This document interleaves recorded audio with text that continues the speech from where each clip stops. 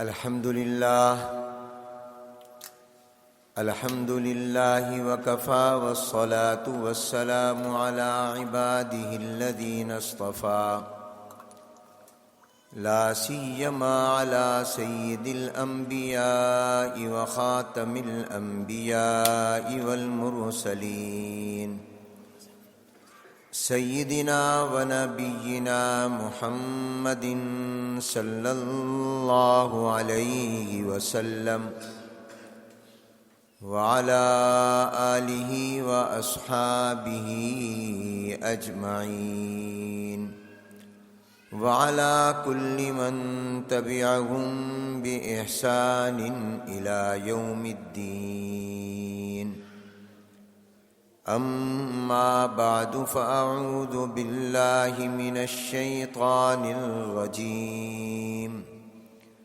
بسم الله الرحمن الرحيم.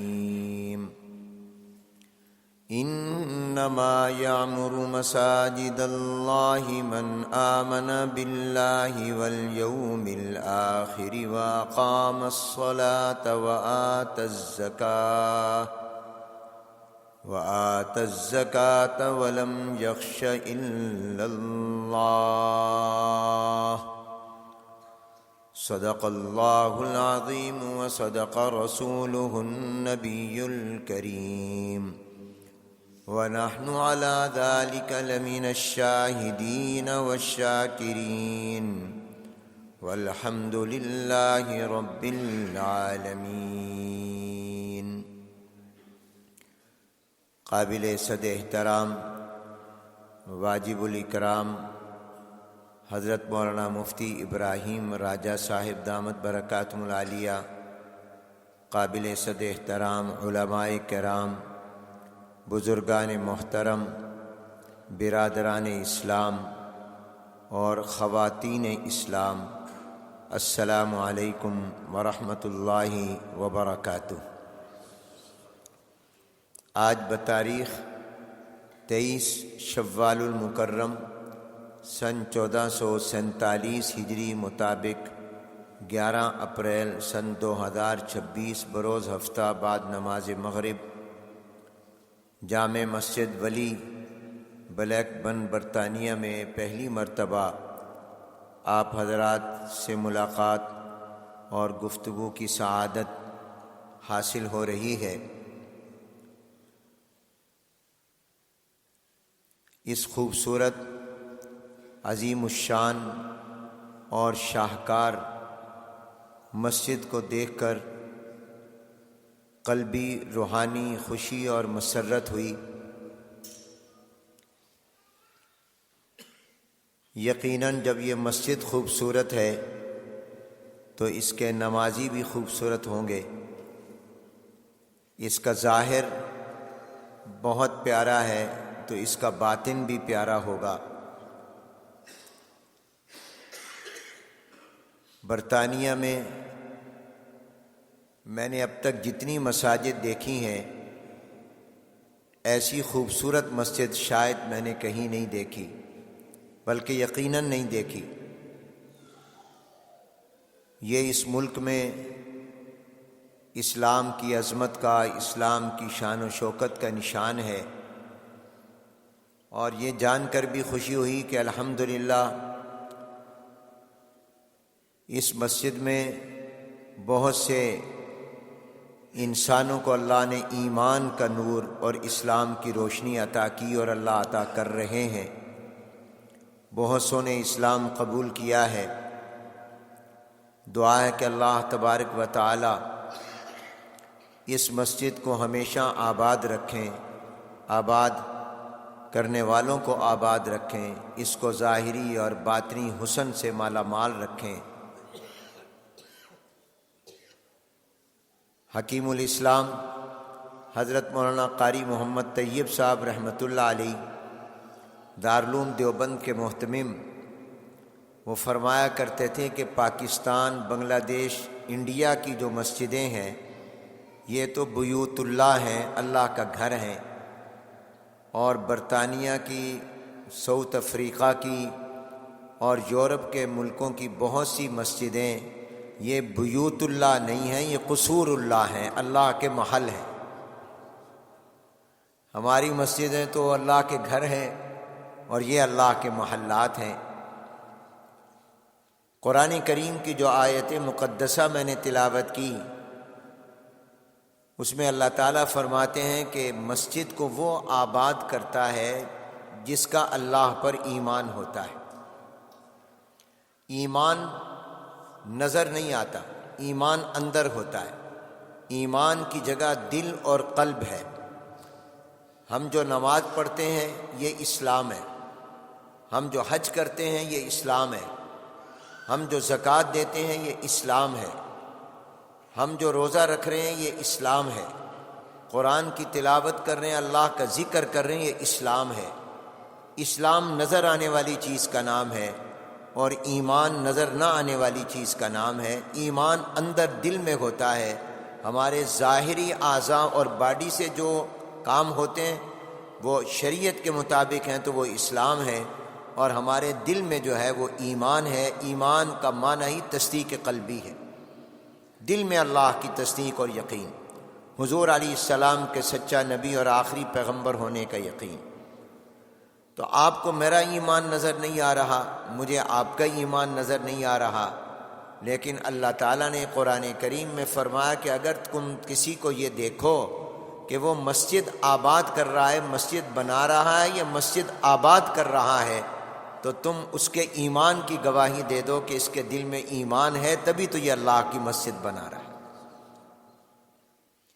تو مسجد کی آبادی اور تعمیر، مسجد میں نماز پڑھنا، مسجد کی تعمیر میں حصہ لینا، یہ انسان کے دل کے اندر چھپے ہوئے ایمان کی نشانی اور علامت ہے۔ اور مسجد کس کو کہتے ہیں؟ مسجد اس کو کہتے ہیں جس کی نسبت اللہ تعالیٰ سے ہو۔ قرآن کریم میں مسجد کا لفظ جہاں پر آیا، اکثر مقام پر اللہ نے مطلق اکیلا لفظ مسجد نہیں بولا، ساتھ اپنا نام بھی اللہ نے لیا۔ چند آیتیں میں تلاوت کر رہا ہوں، آپ غور کیجئے۔ بسم اللہ الرحمن الرحیم، انما یعمر مساجد اللہ، یہ نہیں فرمایا انما یعمر مساجدہ، اتنا نہیں کہا مسجدوں کو آباد، فرمایا اللہ کی مسجدوں، اپنی نسبت کا ذکر کیا۔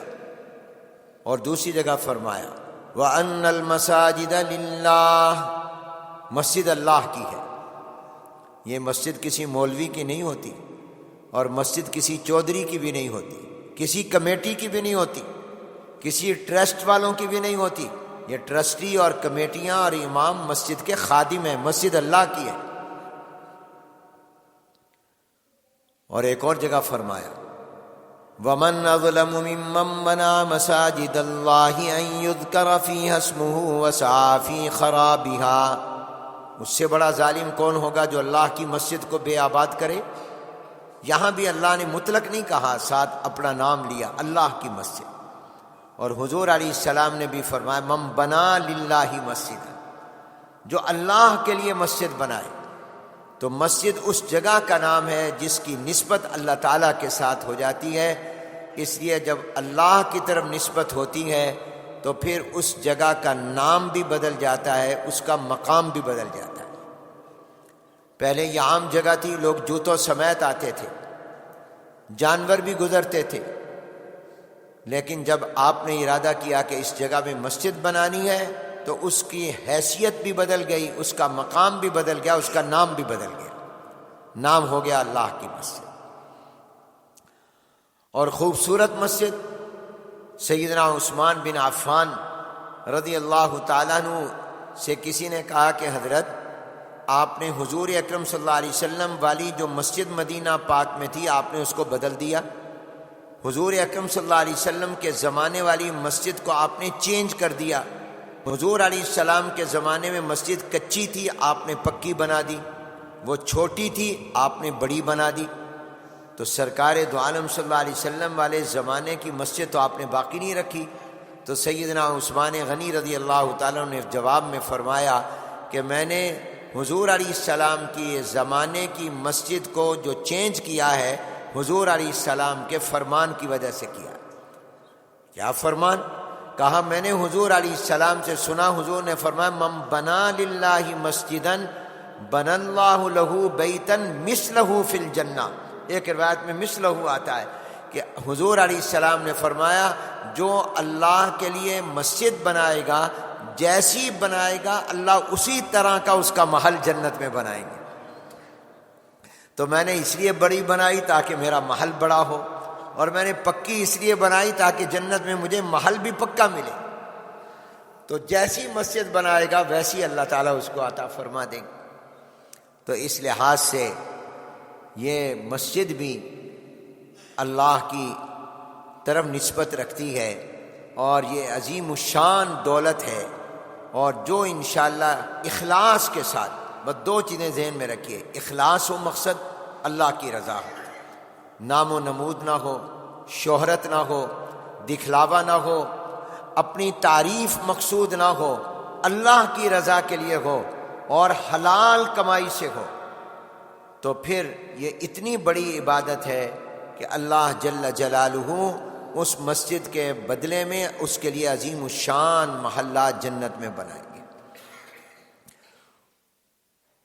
ایک عرب نے ارادہ کیا کہ میں مسجد بناؤں، اور بناؤں گا بھی اکیلا، کسی سے چندہ نہیں کروں گا، اور منع کیا لیبر کو کسی سے چندہ نہیں لینا۔ وہ مسجد بڑی عظیم الشان اس نے بنائی، دل سے بنائی۔ جب مسجد بن گئی بڑی خوبصورت، جیسے یہ مسجد خوبصورت، تو اس کو خواب آیا کہ اس نے خواب میں دیکھا کہ ایک بڑا عظیم الشان محل ہے، اور اس سے کہا جا رہا ہے کہ یہ محل تمہاری اس مسجد کے بدلے میں ہے جو تم نے بنائی، مگر اس کے ساتھ ایک چھوٹا سا محل بھی ہے۔ تو اس نے خواب میں پوچھا یہ کس کا ہے؟ تو جواب میں کہا گیا کہ یہ اس بوڑھی عورت کا ہے جس نے تمہاری مسجد کی تعمیر میں حصہ لیا تھا۔ آنکھ کھل گئی۔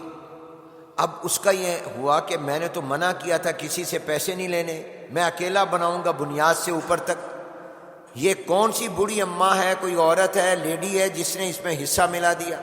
اس نے اس کے کنٹریکٹر کو بلا لیا جو اس کا ٹھیکیدار تھا، لیبر کے لوگ تھے، کس سے آپ نے چندہ لیا؟ انہوں نے کہا ہم نے کسی سے نہیں پیسے لیے۔ بہت سے لوگ آئے جب مسجد بن رہی تھی کہ آپ ہم سے پیسے لے لیں، تو میں نے نہیں لیے، ہم نے نہیں لیے۔ انہوں نے کہا نہیں، آپ نے کسی نہ کسی کا ضرور اس میں کوئی شیئرنگ ہے، کہاں کہیں سے لیا ہے؟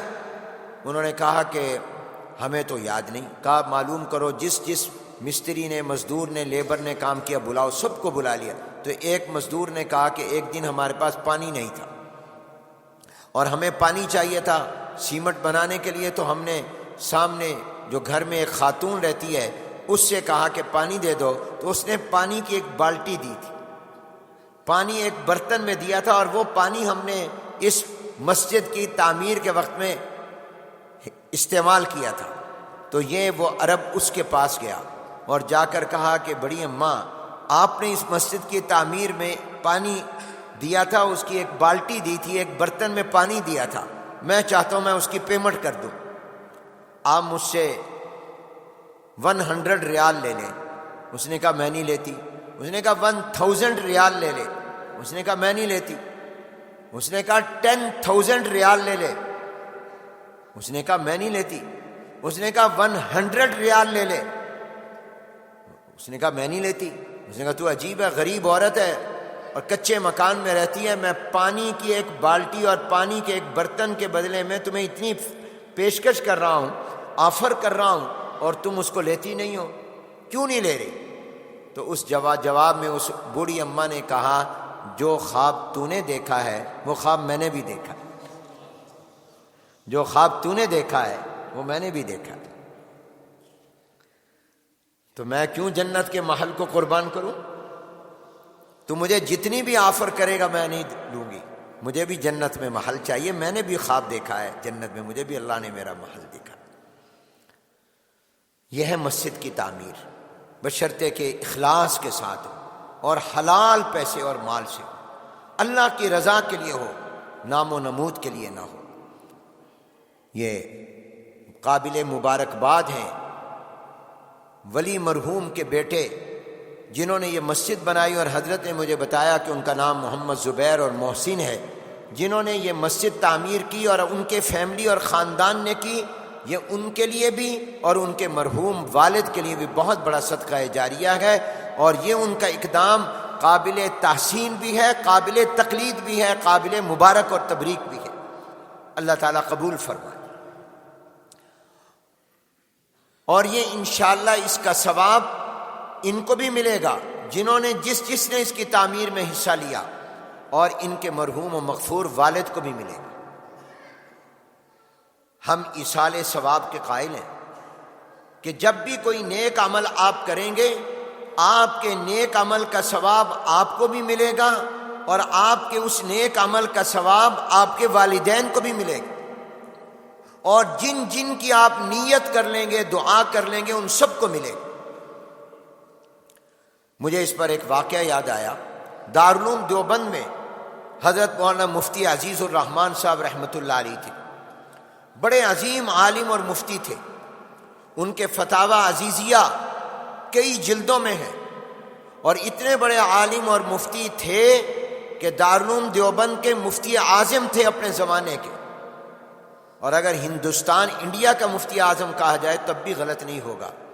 مگر ان کا معمول یہ تھا کہ روزانہ صبح کو فجر کی نماز کے بعد دارالعلوم دیوبند میں کلاس میں اور دارالفتہ میں جانے سے پہلے دیوبند گاؤں اور قصبے کی تمام ان عورتوں کے گھروں پر جاتے، ان کا دروازہ کھٹکھٹاتے جن کے خاوند کی ڈیتھ ہو چکی ہوتی، جو بیوہ ہوتی، اور دروازہ کھٹکھٹا کر فرماتے کہ اگر تمہیں بازار سے کوئی سامان منگوانا ہے تو چونکہ تمہارے ہسبینڈ کی ڈیتھ ہو گئی ہے، عزیز الرحمان باہر دروازے پر حاضر ہے، مجھے آپ پیسے بھی دے دیں اور بتا بھی دیں، میں تمہیں بازار سے وہ سودا لا دوں تاکہ آج کا تم کھانا بنانا چاہو تو بنا لو۔ یہ کون کر رہا ہے؟ بولو ذرا۔ آج مسجد کا امام نہیں کرتا، میں نہیں کرتا، میں محتمم ہوں، میری شان کے خلاف ہے۔ اور یہ دارالعلوم دیوبند کے مفتی اعظم ہے، مفتی عزیز الرحمان صاحب رحمۃ اللہ علیہ۔ ایک دن نہیں، 2 دن نہیں، زندگی بھر ان کا یہ معمول رہا کہ روزانہ جاتے دیوبند کے قصبے کی جتنی بیوہ عورتیں ہوتی ان کا دروازہ کھٹکھٹاتے، وہ پردے میں سے کہتی، مفتی جی، مولوی جی، یہ لے لو پیسے اور مجھے اتنا گوشت لا دو، اتنے ٹماٹر لا دو، اتنے پیاز لا دو، فلاں سبزی اتنی لا دو۔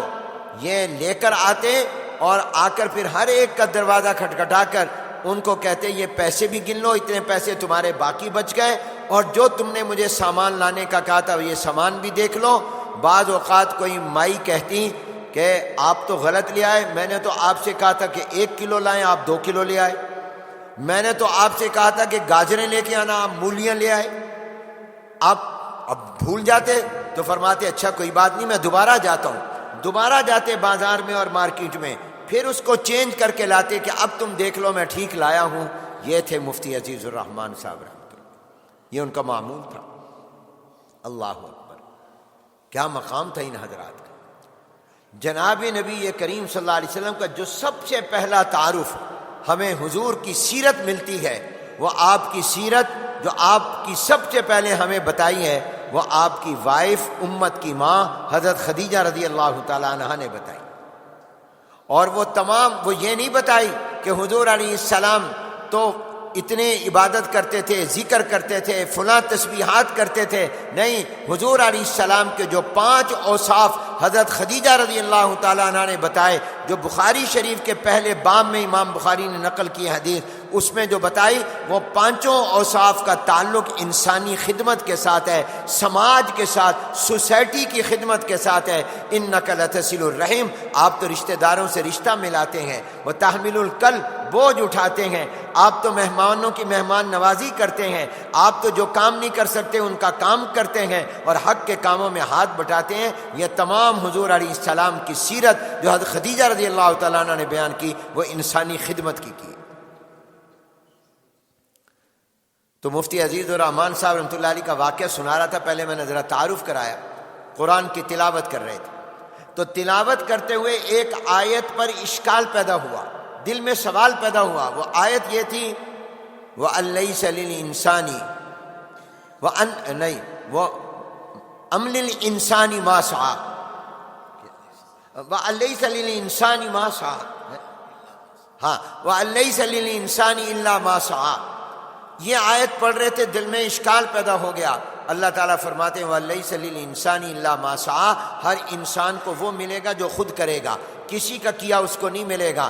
تو فوراً دل میں اشکال آیا کہ قرآن سے معلوم ہوتا ہے کہ ہمارے نیک عمل کا ثواب ہمارے ماں باپ کو، عزیز و اقارب کو، اساتذہ کو، دنیا سے جانے والوں کو نہیں پہنچے گا، کیونکہ یہ کام تو ہم نے کیا، یہ نیکی انہوں نے تو نہیں کی۔ جبکہ حدیث میں تو آتا ہے حضور علیہ السلام نے فرمایا کوئی نیکی کرو اس کا ثواب ماں باپ کو بخشو، پہنچ جاتا ہے۔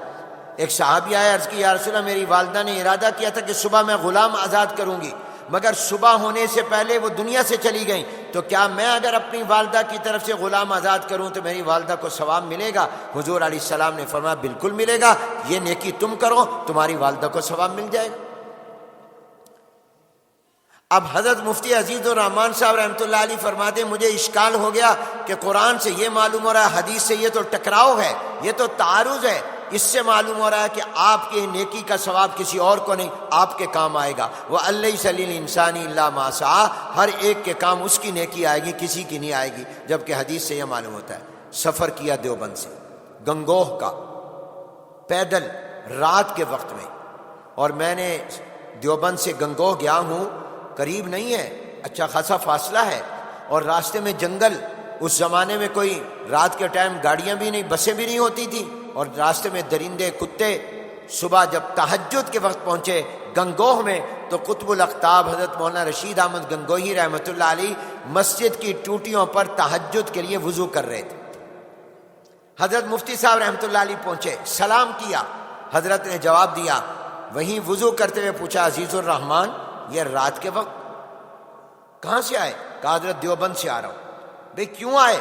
کہا حضرت قرآن کی تلاوت کر رہا تھا، دل میں ایک سوال پیدا ہو گیا، تو اس لیے میں اس سوال کا جواب لینے، اس اشکال کو حل کرنے کے لیے آیا ہوں۔ فرمایا بھی تم دن کو آ جاتے، رات کو اپنے آپ کو خطرے میں ڈالا۔ کہا اس ڈر کی وجہ سے رات کو آیا کہ کہیں ایسا نہ ہو کہ رات کو میری موت آ جائے اور میں اللہ کے سامنے اس حال میں جاؤں کہ قرآن کی ایک آیت میں شک لے کر جاؤں۔ فرمایا اگر راستے میں موت آ جاتی تو کہا کہ پھر میں اللہ کے ہاں تو بری ہوتا، اس لیے کہ جو میں کر سکتا تھا وہ میں نے کیا، کہ میں نے اپنا اشکال دور کرنے کے لیے سفر شروع کر دیا۔ میں نے صبح کا انتظار بھی نہیں کیا، یہ بھی نہیں کیا کہ خط لکھوں، راتوں رات سفر کیا۔ کیا لوگ تھے، کتنی موت یاد تھی۔ آج مجھے اور آپ کو تو موت بھولی ہوئی ہے، میں نے کہاں ابھی مرنا ہے، میں تو ابھی بوڑھا ہوں گا، میری تو ابھی عمر 70 سال 80 سال ہوگی۔ یہ مفتی عزیز الرحمان صاحب رحمۃ اللہ علیہ ہیں جن کو اتنا بھی یقین نہیں ہے کہ مجھے صبح آئے گی، اتنا موت کا استحضار ہے، اور آج ہم موت سے غافل ہیں۔ تو حضرت نے فرمایا کیا اشکال ہے؟ کہ حضرت قرآن میں اللہ نے کہا وَلَيْسَ لِلْإِنسَانِ إِلَّا مَا سَعَىٰ، ہر انسان کے کام اس کا کیا ہوا نیکی آئے گی، ایک کی نیکی دوسرے کو فائدہ نہیں دے گی۔ جبکہ ہم تو ایصال ثواب کرتے ہیں، قرآن پڑھ کر دعا کرتے ہیں اللہ اس کا ثواب میرے ماں باپ کو پہنچا دے، اے اللہ میرے استادوں کو پہنچا دے، میرے رشتہ داروں کو پہنچا دے۔ نماز، روزہ، زکوٰۃ، حج، نفلی عبادات کر کے، ہم عمرہ کر کے، تسبیحات کر کے ہم دعا کرتے ہیں اللہ ان کا ثواب میرے ماں باپ کو، میرے رشتہ داروں کو پہنچا دو، اے اللہ اس کا ثواب مسلمانوں، مردوں، عورتوں کو پہنچا دو، اے اللہ ان کا ثواب فلاں کو دے دو۔ اس سے معلوم ہو رہا ہے کہ ان کو فائدہ نہیں پہنچے گا، کیونکہ یہ نیکی ان کی نہیں ہے، میری ہے۔ تو وہیں بیٹھے بیٹھے حضرت گنگوہی نے ٹوٹیوں پر ہی جواب دیا، مفتی صاحب اس آیت میں سعی سے عام مراد نہیں ہے، اس سے مراد سعی ایمانی ہے کہ ایک مسلمان کا ایمان دوسرے کو فائدہ نہیں دے گا۔ اگر بیٹا مومن ہے، باپ کافر ہے، یا باپ مومن ہے اور بیٹا کافر ہے، ایک بھائی مسلمان ہے، دوسرا بھائی کافر ہے، تو ایک کا ایمان دوسرے کے کام نہیں آئے گا۔ ایمان عام آدمی کا کیا، نبی اور پیغمبر کا ایمان اولاد کو فائدہ نہیں دیتا، نبوت فائدہ نہیں دیتی۔ ابراہیم علیہ السلام نبی اور پیغمبر ہیں، ان کے والد ایمان نہیں لائے، ابراہیم علیہ السلام کی نبوت نے والد کو کوئی فائدہ نہیں دیا۔ حضرت نوح علیہ السلام نبی اور پیغمبر ہیں، بیٹا کافر ہے، مگر نوح علیہ السلام کا ایمان و نبوت کافر بیٹے کو عذاب سے نہیں بچا سکا۔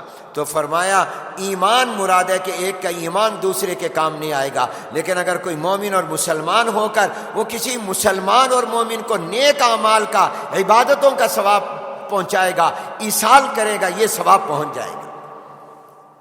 ایمان فائدہ نہیں دے گا، لیکن نیک اعمال کا ثواب پہنچے گا۔ ایک دن مجھ سے ایک نوجوان نے پوچھا کہ مولانا یہ جو آپ کہتے ہیں کہ نماز پڑھو قرآن پڑھو ثواب مسجد بنائی ثواب ماں باپ کو پہنچے گا، بھائی ولی صاحب کو اس مسجد کا ثواب ملے گا، یہ کیسے ملے گا؟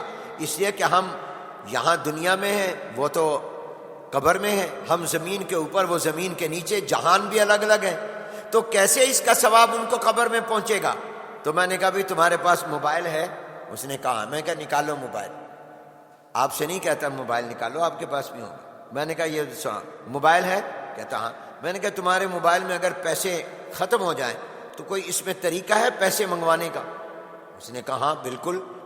وہ کہتا ہے کہ میں دبئی میں ہوتا ہوں، لندن میں ہوتا ہوں، میرا آفس کہیں اور ہوتا ہے، تو میں یہاں سے اس کو کال کرتا ہوں، میسج کرتا ہوں کہ میرے موبائل میں ایزی لوڈ کروا دو، اس میں 1000 ڈال دو، 100 پاؤنڈ ڈال دو۔ میں نے کہا اس میں کوئی کیبل لگی ہوئی ہے؟ کہتا نہیں۔ تو میں نے کہا وہ پیسے یہاں آ جاتے ہیں کہ نہیں آ جاتے؟ اور آج کل تو اور زیادہ ٹیکنالوجی ترقی کر گئی، آپ یہیں سے اپنے بینک اور اپلیکیشن کے ذریعے پیسے ٹرانسفر کرتے ہیں کہ نہیں کرتے؟ آپ پیسے ٹرانسفر کرتے ہیں، جس کو ٹرانسفر کرنے ہو موبائل سے اس کے اکاؤنٹ میں چلے جاتے ہیں، فوراً میسج آ جاتا ہے، آپ کا ایزی لوڈ آ جاتا ہے۔ جبکہ آپ تو گئے ہوئے عمرے کے لیے، آپ گئے حج میں، آپ مکۃ المکرمہ مدینہ پاک عرفات مینا مزدلفہ میں ہیں، آپ کے موبائل میں پیسے ختم ہو گئے، آپ وہاں سے میسج کرتے ہیں لندن، اور آپ میسج کرتے ہیں دبئی، آپ میسج کرتے ہیں پاکستان، اپنے آفس میں کہتے ہیں اس میں اتنے ایزی لوڈ کرا دو، پیسے بھیج دو، بھیج دیتے ہیں، آپ پیمنٹ کر دیتے ہیں آپ اپنے موبائل کے ذریعے، تو اس میں کوئی کیبل نہیں لگی ہوئی۔ تو میں نے کہا اگر آج کا انسان سائنسدان ٹیکنالوجی کے ذریعے اللہ کے دیے دماغ کو استعمال میں لا کر یہ ترقی کر گیا کہ وہ اپنے موبائل میں پیسے منگوا لیتا ہے، پیسے بھیج دیتا ہے، وہ پیسے پہنچ جاتے ہیں، وہ پیمنٹ ہو جاتی ہے، تو جس اللہ نے انسان کو یہ دماغ اور عقل دیا وہ آپ کے قرآن کے پڑھنے کا ثواب آپ کے والد کو قبر میں نہیں پہنچا سکتا؟ اگر آج تمہارا ایزی لوڈ آتا ہے تو اللہ تعالیٰ نے، فرق یہ ہے کہ تم بھیجتے ہو جس کو اسی کو جائیں گے، جس کے اکاؤنٹ میں پیمنٹ کرو گے اسی کو ہوں گی، لیکن اللہ اتنے قدرت اور طاقت اور رحمت والے ہیں کہ تم قرآن اور نماز پڑھ کر کہو گے اللہ سارے مسلمانوں کو پہنچا دے، جتنے قبروں میں ہیں ان سب کو ثواب پہنچا دے، جو زندہ ہیں ان کو بھی پہنچا دے۔ اللہ کہتا ہے میں سب کو پہنچا دوں گا، وہ سب کو پہنچ جاتا ہے۔ ایصال ثواب اور کیا کرو، جب قرآن پڑھو تمہارے ثواب میں بھی کمی نہیں آئے گی، اور ماں باپ کو بھی اس کا ثواب۔ جب بھی تم کوئی نیک عمل کرو تو یہ دعا کیا کرو کہ اللہ اس کا ثواب میرے ماں باپ کو پہنچا دے، اے اللہ اس کا ثواب میرے رشتہ داروں عزیز و اقارب اور اساتذہ کو پہنچا دے۔ میرے استاد میرے شیخ و مربی حضرت مفتی محمد تقی صاحب فرماتے ہیں کہ جب تم سبق پڑھانے کے لیے کلاس روم کی طرف جا رہے ہو تو یہ نیت کرتے ہوئے جایا کرو کہ اللہ میں جو سبق پڑھانے جا رہا ہوں، یہ جو میں سبق پڑھاؤں گا اس کا ثواب اس کتاب والے مصنف کو پہنچا دیجیے۔ آپ بخاری پڑھانے جا رہے ہیں تو یہ نیت کر کے جائیں کہ اللہ اس کا ثواب امام بخاری کو پہنچا دے، اے اللہ تمام محدثین اور میرے اساتذہ کو پہنچا دینا۔ آپ جب نماز پڑھنے آئیں تو نیت کیا کریں کہ اللہ اس کا ثواب میرے ماں باپ کو پہنچا دے، اور ماں باپ کو انتظار ہوتا ہے، ماں باپ خوش ہوتے ہیں اور ماں باپ کی روح خوش ہوتی ہے جب آپ کی طرف سے ان کو، اس لیے کہ اب وہ خود تو قبر میں نماز پڑھ نہیں سکتے، وہ قبر میں قرآن نہیں پڑھ سکتے، آپ کا پڑھا ہوا قرآن اور نیک اعمال ان کو پہنچتے ہیں، لہذا اپنے ماں باپ کی قبروں پر جایا بھی کرو، اور نہیں جا سکتے دور ہو تو پڑھ کر ان کو ثواب بھی پہنچایا کرو۔ میں نے ابھی اسی عید الفطر کے موقع پر خیر المدارس میں بہت بڑا اجتماع ہوتا ہے عید کا، میں نے لوگوں سے پوچھا، میں نے کہا ابھی بتاؤ وہ لوگ جن کے والدین فوت ہو گئے دونوں یا ایک، وہ ہاتھ کھڑا کریں۔ تو کئی لوگوں نے ہاتھ کھڑا کیا کہ میرے ماں باپ فوت ہو گئے اور میرے والدہ فوت ہو گئی، کسی نے کہا میرا والد فوت ہو گیا۔ میں نے کہا دیکھو مسجد میں بیٹھے ہو، سچ بتانا کبھی والد کی قبر پر گئے ہو، والدہ کی قبر پر گئے ہو؟ پچھلے سال کی عید کے بعد یہ عید آ گئی، سال گزرا، پورے سال میں گئے ہو؟ جھوٹ نہ بولنا، سچ بتانا۔ تو بہت سے لوگوں نے کہا حضرت ہم والد کی قبر پر، والدہ کی قبر پر پورا سال نہیں گئے، پورا سال گزر گیا اور ماں باپ کی قبر پر نہیں گئے۔ تو میں نے ان سے کہا کہ یہ کتنے افسوس کی بات ہے، ماں باپ کی قبر پر جاؤ، آج عید کے دن جاؤ، جو جا سکتے ہیں، جن کے والدین یہاں پر ہیں ملتان میں، میں نے کہا دفن ہے، قریب ہے، آج ان کی قبر پر جاؤ۔ کیوں؟ اس لیے کہ عید کا دن ہے، خوشی کا دن ہے، اور اسلام کہتا ہے اپنی اس خوشی میں غریبوں کو بھی شریک کرو، اس لیے صدقۃ الفطر ہے، تاکہ غریب کو بھی آپ صدقہ کریں گے وہ بھی خوشی میں شریک ہو جائے گا، کپڑے پہن لے گا، جوتے لے لے گا۔ اور آج کے خوشی میں مردوں کو بھی شامل کرو، جب تم قبر پر جاؤ گے اور جا کر کہو گے السلام علیکم یا اہل القبور، سلام ہو، وہ تمہارا سلام سنیں گے، جواب دیں گے، ان کو پتہ چلے گا میرا بیٹا، میرا بھائی آیا ہے، میرا والد آیا ہے، میرا خامد آیا ہے، ان کو پتہ چلے گا، وہ جواب دیں گے، اور جب تم وہاں کھڑے ہو کر ایصال ثواب کرو گے وہ اس سے خوش ہوں گے۔ آج عید والے دن ان کو بھی خوشی میں شامل کرو۔ شام کو مجھے بتانا بھی، تو کئی لوگوں نے بتایا کہ حضرت ہم گئے تھے، اور میں نے کہا میرے لیے بھی دعا۔ میں خود بھی گیا پھر اپنی والدہ کی قبر پر، کیونکہ میرے والد تو مکہ المکرمہ میں تھے، وہ ملتان میں نہیں، ان کا انتقال وہاں ہوا، وہ جنت المعلیٰ میں دفن ہے، میری والدہ ملتان میں، تو میں عید والے دن والدہ کی قبر پر گیا۔ تو آپ سے بھی میری درخواست ہے، جن جن کے والدین حیات ہیں اللہ ان کی زندگی میں برکت دے، جن کے فوت ہو گئے ہوں وہ ماں باپ کی قبر پر جایا کرو، ایصال ثواب کیا کرو، اس ثواب کا ان کو انتظار رہتا ہے۔ بس ایک بات عرض کر کے ختم کرتا ہوں، جب میرے دادا حضرت مولانا خیر محمد صاحب جالندھری رحمۃ اللہ علیہ، جو حکیم الامت مجدد الملت والدین حضرت مولانا اشرف علی تھانوی رحمۃ اللہ علیہ کے خلیفہ اجل تھے، ان کا جب انتقال ہوا تو ان کی وفات کے چند دن کے بعد محدث اعظم حضرت مولانا محمد ادریس صاحب کاندھلوی رحمۃ اللہ علیہ تشریف لائے۔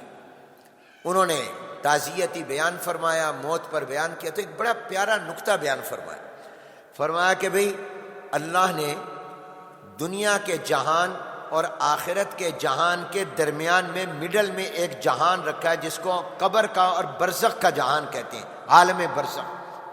ایسا کیوں نہیں ہوا کہ انسان مرے اور اس کے بعد آخرت، بس آخرت کا جہان ہوتا، قیامت ہوتی، یہ درمیان میں قبر کیوں آ گئی؟ یہ پورا جہان ہے، یہ عالم برزخ کیوں اللہ نے رکھا؟ عالم دنیا اور عالم آخرت کے درمیان یہ قبر والا جہان کیوں ہے؟ اور فرمایا یہ جہان لمبا بھی بہت ہے، اس میں بہت لمبا زمانہ رہے گا۔ آپ بتائیے جناب نبی کریم صلی اللہ علیہ وسلم کو دنیا سے گئے ہوئے کتنے 100 سال ہو گئے؟ بولو، تمہارا حساب تو بہت اچھا ہوگا، ہے 1447واں سال تو ہجرت کو جا رہا ہے، 10 سال بعد حضور کا ہجرت کے انتقال ہوا، تو 1437 سال، کتنے؟ 1400 ایئر حضور علیہ السلام، اور 37 ایئر، 1400 اور پلس 37 ایئر، یہ حضور علیہ السلام کو دنیا سے گئے ہوئے ہو گئے، اتنا لمبا زمانہ۔ اور اگر آپ اس سے پہلے چلے جائیں تو بتائیے حضرت نوح علیہ السلام، حضرت آدم علیہ السلام، ان سب حضرات کو اپنی اپنی مبارک قبروں میں کتنے 100 سال ہو گئے؟ ہزاروں سال ہو گئے، لاکھوں سال ہو گئے۔ اور ہمارے جو رشتہ دار گئے ہوئے ہیں، اب میرے دادا 1970 میں 1970 میں فوت ہوئے، 1970 میں ان کی ڈیتھ ہوئی میرے گرینڈ فادر کی، اب ہم جا رہے ہیں 2026 میں، تو 26 سال تو یہ ہو گئے، اور وہ کتنے ہو گئے؟ 30 ایئر وہ ہو گئے، 30 اور 26 کتنے ہوئے؟ 56 سال، 56 ایئر میرے دادا کو قبر میں ہو گئے۔ کسی کے والد کو 100 سال، کسی کو 200 سال، کسی کو 50 سال، کسی کو 70 سال، اتنا لمبا زمانہ قبر میں ہو گیا۔ اسی طرح جو خواتین فوت ہوئیں، مرد فوت ہوئے ان کو قبروں میں۔ تو حضرت مولانا ادریس کاندھلوی رحمۃ اللہ علیہ نے فرمایا کہ یہ اللہ نے درمیان میں قبر کا جہان کیوں رکھا، دنیا اور آخرت کے درمیان، یہ مڈل میں کیوں رکھا اور اتنا لمبا کیوں رکھا؟ تو فرمایا اس لیے رکھا کہ اللہ رحمان ہے، اللہ رحیم ہے۔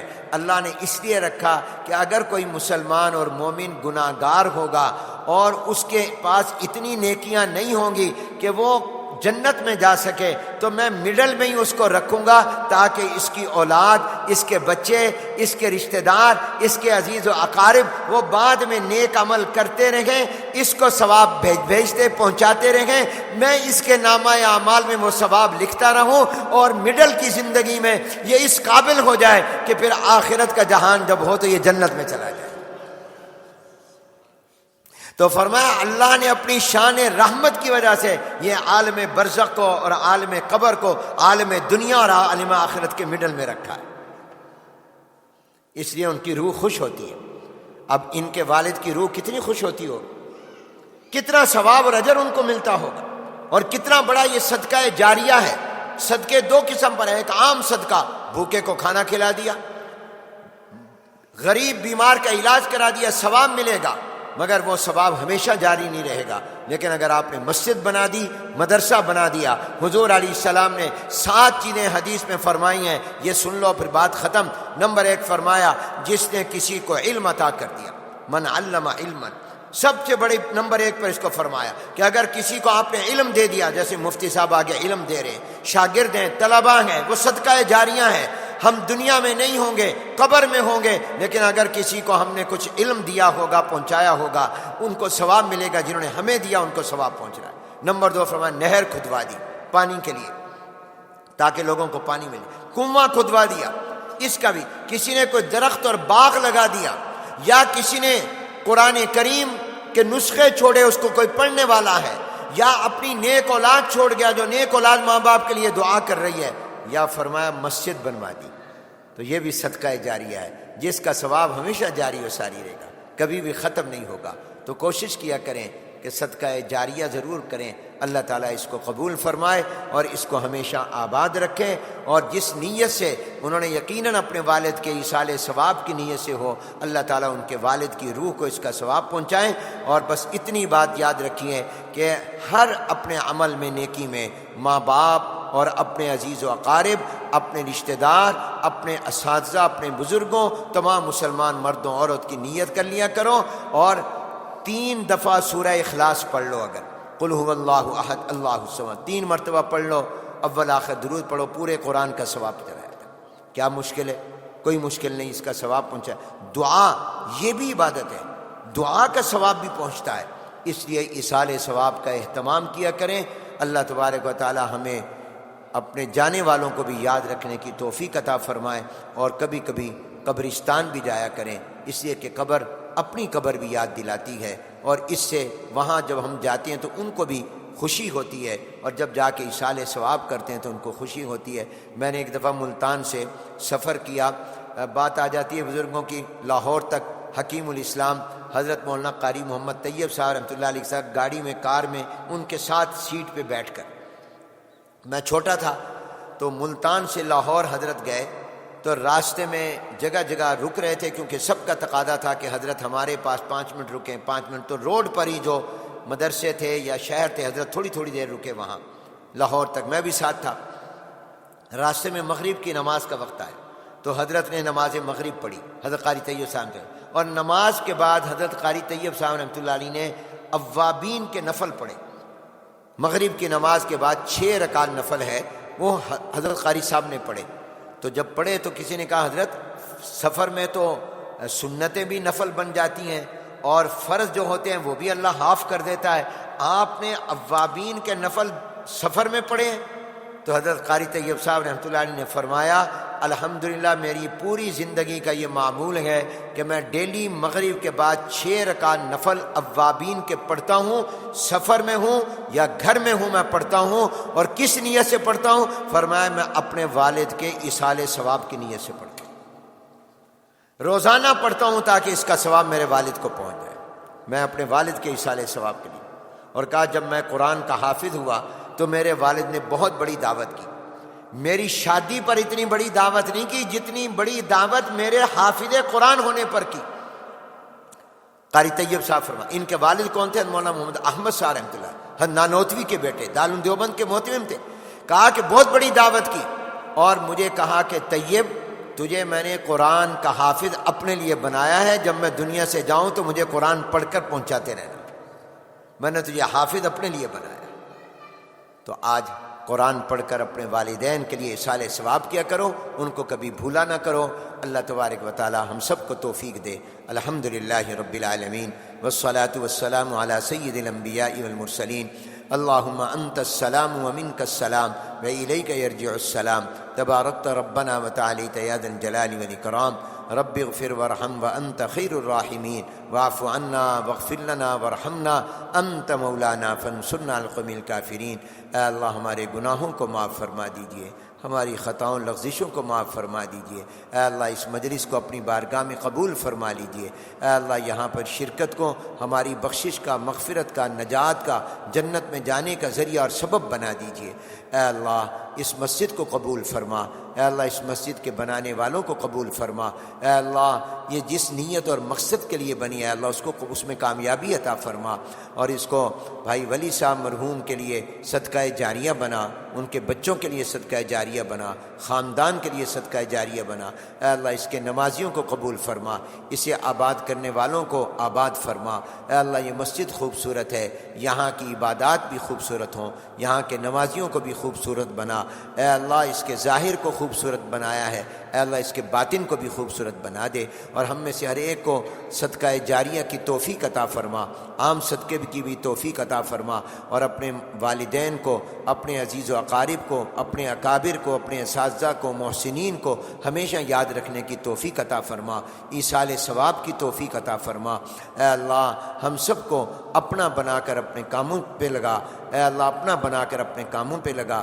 اے اللہ ہم سب کو مسجد کی محبت نصیب فرما، اے اللہ ہم سب کو مسجد کی محبت نصیب فرما، مسجد کا تعلق نصیب فرما۔ اے اللہ ہم میں سے ہر ایک کی اولاد کو نیک، نسل کو نیک بنا دیجئے۔ اے اللہ ہماری اولاد کی حفاظت فرما، حیا کی، ایمان کی، عفت کی، عصمت کی، پاک دامنی کی حفاظت فرما۔ اے اللہ اس مسجد کے امام و خطیب، خدام اور مؤذن اور نمازی، معاونین، متعلقین، محبین کو قبول فرما، تمام مساجد، مراکز کو قبول فرما۔ اے اللہ جتنے بیمار ہیں ان سب کو صحت کاملہ، عاجلہ، مستمرہ، دائمہ، نافعہ نصیب فرما۔ اے اللہ جتنے بھی بیمار ہیں گھروں میں یا اسپتالوں میں سب کو شفائے کاملہ نصیب فرما۔ اے اللہ ہم سب کا خاتمہ ایمان پر فرمانا۔ اے اللہ یہاں جمع کیا ہم سب کو جنت میں جمع فرما دینا۔ اے اللہ جس جس نے ہاتھ اٹھائے ہیں، مردوں نے، عورتوں نے، اے اللہ سب کے ہاتھوں کے اٹھنے کو قبول فرما۔ اے اللہ سب کی دلی مرادیں پوری فرما، سب کی دعائیں قبول فرما۔ ربنا ربنا تقبل منا انك انت السميع العليم وتب علينا انك انت التواب الرحيم، وصلى الله تعالى على خير خلقه محمد وعلى اله وصحبه اجمعين برحمتك۔